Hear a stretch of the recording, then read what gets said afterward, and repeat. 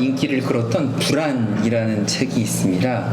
그 구절에 이런 이야기가 있는데, 인생은 하나의 불안을 또 다른 불안으로 대체해가는 과정이다, 이런 얘기가 있습니다. 하나의 불안을 계속 다른 불안으로 바꿔가는 과정이다. 맞는 말이라고 생각하십니까? 우리의 생은 남녀노소를 막론하고 작은 불안, 큰 불안을 여러 가지를 안고 살아가고 있습니다. 내가 속한 집단에서 사랑받지 못할까봐, 뒤처질까봐, 실패할까봐 두려워하기도 하고, 또 때로는 질병이나 우울 같은 개인적인 영역, 내면적인 영역에서도 불안해합니다. 이런 불안이 있기 때문에 성공하기도 합니다. 이게 밑거름이 되어서 적당한 염려는 열심히 살게 만들어 주기도 합니다. 그런데 문제는 처음 읽어드린 책의 내용처럼 그 불안의 문제로 성공했다고 해서 그 불안 자체가 없어지는 건 아니더라고요. 지금의 불안은 또 다른 불안으로 대체가 됩니다. 마치 공부 열심히 해서 대학을 갔더니 어떻게 해요? 대학에서도 경쟁적으로 공부하라 그러고, 경쟁적으로 공부해서 졸업했더니 회사 취직해야 된다 그러고, 취직했더니 거기서 또 경쟁하면서 버텨서 승진해야 된다라고 하고요. 그러면서 또 인생에서는 어떻습니까? 왜 결혼 안 하냐고, 결혼 빨리 하라고 하고, 결혼하면 뭐라고 합니까? 왜 애 안 낳냐고, 애 빨리 낳으라고 그러고, 애 낳으면 뭐라고 합니까?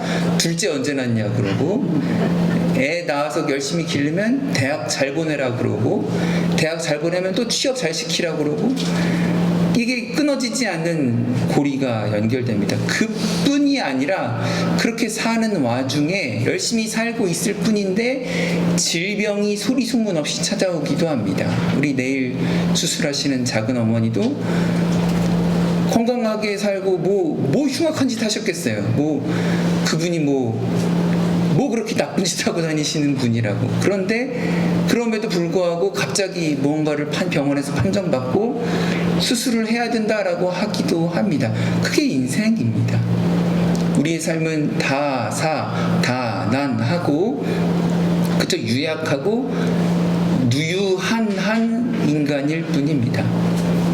성공하기만 하면 불안이 다 지워진다라고 한다면 간단한 문제겠지만 그게 아니라는 거예요. 그럼 어떻게 해야겠습니까? 성공한다고 다 불안이 지워지지 않는다면. 이 질문에 대답하실 수 있는 분이 있는데 오직 한 분, 예수님이라는 겁니다. 그래서 오늘 본문 말씀이 주는 몇 가지 교훈이 있습니다. 한번 따라해 주십시오. 예수님은 치료자입니다. 한 번 더, 예수님은 치료자입니다. 예수님께서 회당에서 나와서 야고보와 요한과 함께 시몬의 집에 갑니다. 시몬이 누구죠? 네, 성경에 베드로라고도 하고 시몬이라고도 합니다. 시몬과 안드레는, 베드로와 안드레는 형제예요. 그래서 회당에서 나와서 베드로의 집에 들어갑니다. 거기 시몬의 장모님이, 베드로의 장모님이 열병으로 누워 있어요. 어떤 사람은 이제 우스갯소리로 농담 반 진담 반으로 베드로가 돈은 안 벌고 가난한 예수 따라다니니까 장모님이 열뻗쳐서 화병 났다라고 말씀하시는 분도 있는데 실제로도 가능성이 있는 이야기예요. 농담이기도 하겠지만 그 열병의 치명도를 정확히 알 수는 없지만 거동하고 누워있는 모습에서 그 사람이, 아픈 당사자가, 환자가 얼마나 큰 불안을 경험했을지 생각해 보시기 바랍니다. 36.5도를 넘어가는 열이 문제였겠죠. 체온이 문제였을 것이고 땀을 엄청 흘렸을 것이고 고통이 있었겠죠. 일어날 힘이 없는 막막함 속에서 아마도 의료적인 혜택을 적절하게 받을 수 있는 상황은 아니었던 것 같습니다. 베드로의 장모가 고통을 겪고 있을 때에 예수님께서 걸어가십니다. 그리고 그분의 손을 잡아 일으키시는 거죠. 의학적인 상식이 허물어지는 기적이 일어난 겁니다. 예수님의 능력으로 베드로의 장모가 낫게 되는 것이죠. 온몸을 달구던 그 열이 제자리를 찾아갑니다. 일어날 힘이 없이 축 처졌던 몸이 다시 힘을 얻고 일어나게 됩니다. 용기도 없다가 용기도 솟아나게 되었겠죠. 예수님의 능력은 시대의 상식을 초월했고 마침내 아픈 한 사람을 치료합니다. 예수님이 이렇게 우리에게 치료자라는 게 무슨 의미가 있는 것이겠습니까? 성경을 보면 성경에 4복음서가 있죠. 마태, 마가, 누가, 요한. 각 복음서마다 특징이 있는데 희한하게 마태, 누가, 요한 복음은 예수님의 족보, 예수님의 주변부 이야기부터 시작해서 예수님의 탄생과 이렇게 이야기가 휘몰아쳐 가는데 마가복음은 조금 달라요. 마가복음은 갈릴리에서 하나님 나라의 운동으로부터 시작을 합니다. 치유하시고 귀신이 쫓겨나가는 이야기부터 강조하면서 마가복음이 시작합니다.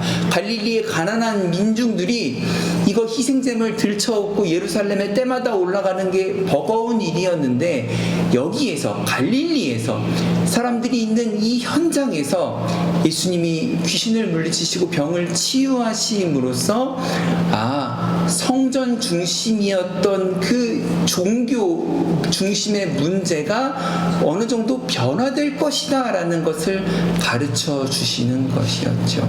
지난주 말씀 기억하십니까? 한번 따라해 주십시오. 권위 있는 새 교훈. 권위 있는 새 교훈. 권위 있는 새 교훈. 이 이야기가 오늘과 연결되는 이야기예요. 하루 동안 일어난 이야기예요. 지난주 이야기와 오늘 이야기가 안식일 하루 동안 일어난 이야기예요. 아마도 예수님은 예루살렘 성전 중심의 문제 혹은 안식일을 종교화시키는 문제에 대해서 관심이 많으셨던 것 같고 그거에 대해서 메시지를 주고 싶으셨던 것 같아요. 예수님의 기적을 경험한 이 베드로의 장모는 그 후에 어떻게 합니까? 예수님을 섬긴다라고 되어 있어요. 회복의 기적과 섬김의 축복이 그녀에게 임한 것입니다. 주님과의 만남은 우리에게 기적을 베풀고 축복을 베풀어 주세요. 쉽사리 풀리지 않는 삶의 문제와 갈등의 순간에서 우리가 먼저 해야 할 일은 기적의 주님을 의지하는 것입니다. 치료하시는 주님이다라고 하면 그 주님을 의지하면서 그 주님을 섬기는 일 가운데 들어가셔야 돼요. 우리가 예수님을 치료의 예수님입니다 라고 고백할 수 있다면 또한 무엇이라고요? 그 주님을 섬기는 일에까지 우리가 들어가야 한다고요. 왜? 베드로의 장모도 오늘 그러했던 것 같습니다. 말씀을 보니까 31절에 나아가 그 손을 잡아 일으키시니 열병이 떠나가고 여자가 그들에게 수종드니라. 아마도 이 사위인 베드로가, 나이 많은 사위인 베드로가 돈은 안 벌고 다니고 고기잡이 일은 안 하고 예수만 쫓아다니니까 화가 뻗쳐서 아팠던 것 같은데 근데 어떻게 된다고요? 화가 뻗쳤지만 이제는 예수님을 돌본다고요. 예수님을 수종드는 제자들을 돌보는 입장에 들어간다고요. 예수님과 예수님의 제자들을 섬기는 입장으로 열뻗쳤던 베드로의 장모가 오히려 그들을 섬기는 입장이 될 수 있다는 것이 바로 치료하시는 예수님으로 말미암아 일어난 일인 것 같습니다. 두 번째 말씀의 교훈이 있습니다. 한번 따라해 주십시오. 주님은 기도하셨습니다. 한 번 더 주님은 기도하셨습니다. 주님이 우리의 치료자이시라는 교훈 뒤에 살펴볼 교훈은 주님은 기도하셨다라는 겁니다. 예수님이 놀라운 기적을 베푸셨어요. 열병에 걸린 베드로의 장모를 치유하시고 문 앞에 가득 모인 환자와 귀신 들린 자들을 도와주셨습니다. 동네에 많은 사람들이 예수님이 대단하신 분이라는 것을 경험했기 때문에 이제 예수님 어떻게 하셔야 돼요? 대단한 일을 하셨으니까 존경받으셔야죠. 인정받으셔야죠. 그래서 이때가 어떤 때냐? 적절한 때예요. 이분이 메시아입니다. 이분이 기름 부음 받은 자입니다. 이분이 기름 부음 받은 대단한 국민 대표 장군님으로 추대받아야 됩니다라고 선포할 순간이 온 것 같아요. 하지만 아직 때가 되지 않았기 때문에 그렇게 선포받고 떠받들림 받는 것을 원치 않으셨어요. 그래서 34절에 예수께서 각종 병이든 많은 사람을 고치시며 많은 귀신을 내쫓으시되 귀신이 알아요. 아, 이분이 대단한 분이구나라는 걸 알아요. 이분이 하나님의 아들이라는 걸 알아요. 그래서 아이고 하나님의 아들이시군요 라고 귀신이 말하려고 하는 걸 못하게 막으세요. 아직 때가 아니다 라고 그 말하는 것을 허락하지 아니하시니라 라고 되어 있어요. 아직 때가 되지 않았기 때문에.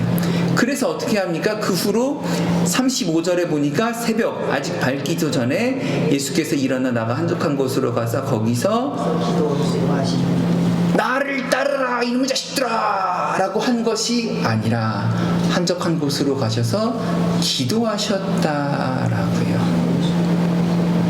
이제 사람들의 주목을 받기 시작할 때 여보시오 백내들 나를 좀 보시오. 이제 나를 따라 로마를 향해 진격합시다. 로마를 때려 부숩시다 라고 외친 것이 아니라 한적한 곳으로 가서 기도하셨다라는 거예요.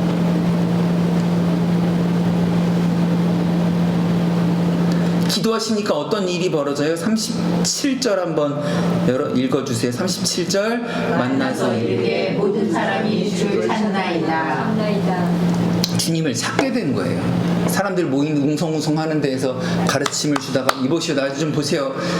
나를 좀 따르세요. 우리 같이 로마를 무찌르러 갑시다 라고 할 줄 알았더니 갑자기 없어서 사람들이 두리번거리면 찾는 거예요. 귀신을 쫓아내고 치유하시는 그 예수님으로 인해서 많은 사람들이 예수님께로 몰려왔는데 예수님은 이제 외딴 곳으로 물러가시니까 예수님을 찾는 소동이 벌어진 거예요. 야 그분 어디 가셨냐? 혹시라도 로마가 인양반을 납치해서 어떻게 해하기라도 한 거 아니냐? 이분 어디 가신 거냐? 라고 찾는 소동이 일어난 거예요. 그런데 예수님은 어떻게 됩니까? 사람들이 37절 모든 사람들이 주를 찾나이다 라고 하니까 예수님이 뭐라 그래요? 그래 그럼 그 사람들에게로 가서 다시 우리가 힘을 합하여서 으쌰으쌰해서 로마를 무찌르자 라고 하셨나요? 아니요. 38절에 보니까 이르시되 우리가 다른 마을로 가자. 다른 가까운 마을로 가자. 여러 회당을 다니며 그래서 그 마을로 가서 뭐 하시려고요? 39절 이에 온 갈릴리에 다니시며 그들의 여러 회당에서 전도하시고 또 귀신들을 말씀 사역과 치유 사역은 다른 건 줄 알았더니 이 예수님의 하시는 일을 보니까 때가 찼다 하나님의 나라가 가까웠다 회개하라 복음을 믿어라 라고 하시는 이 열심은 치유하시는 일과 같은 일이며 같이 벌어지는 일이며 또 이것을 전하기 위해서 오셨다라는 거예요. 손가락으로 달을 가리킨다면 우리가 손가락을 봐야 돼요? 달을 봐야 돼요? 달을 봐야죠. 손가락을 가리키면 손가락으로 저 해를 보세요 저 달을 보세요 라고 하는데 야 너 손가락 되게 짧다 당신 콧구멍은 왜 그렇게 생겼어요? 라고 하는 거는 이치에 맞지 않는 말이에요. 저 해를 보세요 저 달을 보세요 라고 한다면 저 해를 보고 달을 봐야 하는 거예요. 치유하시고 귀신을 내쫓으신다라는 것은 하나님의 나라를 보라는 거예요. 그리고 주님의 메시지대로 기도해야 된다라는 것을 알게 하시는 거예요. 무엇을 위해서? 말씀을 가르치고 전도하기 위해서. 가장 교만해질 법한 이 순간에 가장 자신의 이름이 높이 선포되어야 할 그 순간에 예수님은 하나님의 뜻을 구하는 기도를 하셨어요. 한적한 곳에서 가서 하나님의 뜻을 구하며 손을 모으셨어요. 철저하게 아버지의 뜻을 따르기 원하는 순종의 주님의 모습을 보이셨어요. 우리에게 가르쳐 주시는 거예요. 지금 네가 혹시 잘 되고 있니? 기도해라. 문제가 없니? 기도해라. 우리 수요일마다 말씀 나누면서 계속 배우고 있죠. 문제가 닥쳤을 때 하나님 이거 도와주세요. 청구서 사인해 주세요.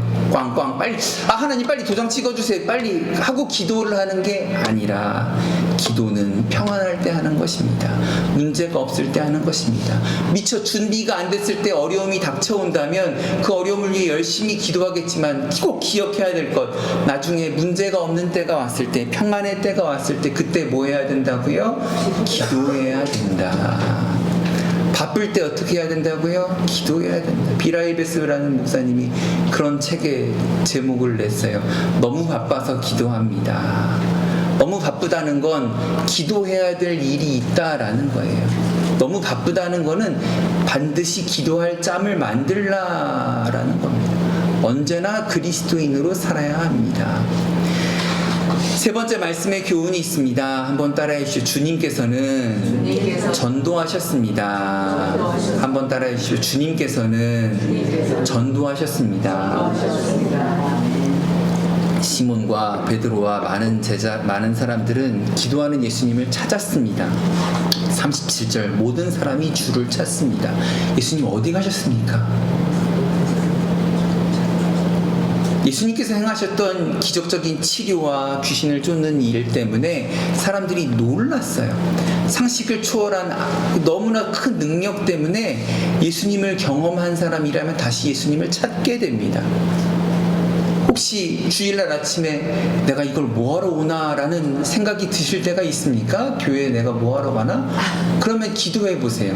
주님, 내가 주님 경험해야 됩니다 라고 기도하세요. 내가 주님을 경험해야 됩니다. 내가 주님을 경험해야만 되겠습니다 라고 기도하세요. 경험하면 찾게 되는 게 당연합니다. 사람들은 예수님을 찾았습니다. 이 엄청난 유명세 속에서 예수님 뭐라고 하셨다고요? 그래 나를 찾니? 그들에게로 가자. 그들과 함께 힘을 모으자. 그들한테서 돈을 좀 모아서 우리가 무기를 사가지고 로마를 공격하자라고 한 게 아니라 39절, 38절 일어나 다른 가까운 마을, 다른 마을로 가자라고.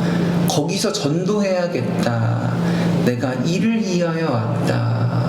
놀랍죠. 예수님은 자신의 성과를 자랑하고 뽐내러 오신 게 아니었던 거예요. 그분의 노고는 하나님의 뜻에 순종하는 것에 초점이 맞추어져 있던 거예요. 그분의 기적은 하나님의 복음을 전하는 일, 전도를 위해서 초점이 맞춰졌던 거예요. 여러분, 귀신이라고 하면은 약간 우리말에는 어폐가 있어서 악한 영이라고 하는 게 좀 더 적절한 것 같습니다. 성경에 귀신이라고 나오면 악한 영, 더러운 영으로 말씀하시는 게 적절한 것 같아요. 우리 정서에는 귀신이라고 하면은 죽은 사람의 어떤 혼백으로 자꾸 오해를 하기 때문에 귀신보다는 악한 영, 더러운 영이 적절한 것 같아요. 악한 영, 더러운 영을 쫓아내셨다라는 거예요. 하나님의 복음을 전하는 일이 얼마나 귀한 일인지 주님은 말씀해주고 싶으신 거예요. 나를 따르겠다는 사람들이 있니? 저기 사람들이 몰려서 예수님, 예수님 외치고 있니? 거기로 가서 우리 헌금 좀 많이 걷어서 우리 좋은 일에 쓰자라고 한 게 아니라 다른 마을로 가자라고 하신 거예요. 다른 마을로 가자. 거기서 내가 전도해야겠다. 이것을 위하여 왔다. 제자들에게 참된 제자도를 가르쳐주고 싶은 스승의 마음이었던 거예요. 경동제일교회에서 자기 교회 역사, 100년 역사를 낸 집필한 책이 있습니다. 거기에 엄귀현이라는 분의 일담이 적혀 있는데 신앙을 잘 지킨 분이라고 아주 높여서 추대를 한 사람입니다. 1900년대 초반 이 엄귀현은 직업이 뭐냐? 마부였어요. 마부. 마차를 모는 사람. 요즘으로 따지면 아마 택시 운전수, 그냥 택시 운전수가 아니라 아마도 모범 택시 운전수였던 것 같아요. 마차를 운전하는데 모범 택시 운전수쯤 되는 것 같아요. 하루는 누가 모범 택시를 코를 딱 부릅니다. 누가 불렀느냐? 이재형. 서열로 따지면 고종 황제보다 더 높아요. 뭐가 문제냐? 나이가 고종 황제보다 나이가 조금 어려요. 원래는 그 왕비의 후손 적통으로 따르면 이 이재영이라는 양반이 고종 임금이 돼야 되는 자리에 있는 사람이었어요. 콜택시 콜 마차를 불렀는데 이 엄기현이라는 사람이 모는 마차가 왔어요. 이재영, 왕실의 큰 형님, 황실의 큰 형님 이재영이라는 사람이 탔는데 이 엄기현이라는 사람이 뭐라고 말하냐? 나으리 황송하지만 오늘부터 예수님 믿으시면 좋겠다라고 이야기를 합니다. 그래야 나으리의 죄도 사함받고 영생을 얻을 수 있습니다. 라고. 마부가 말 이리야 말똥 치우고 말 모는 마부가 황실의 큰형님에게 그렇게 얘기하는 거예요. 당신의 죄를 사함받기 위해 예수님 믿으셔야 합니다. 결국 이 마부의 말을 듣고 황실의 큰형님인 이재영이라는 이 황가의 사람도 결국은 예수님을 영접하게 되었다라는 거예요.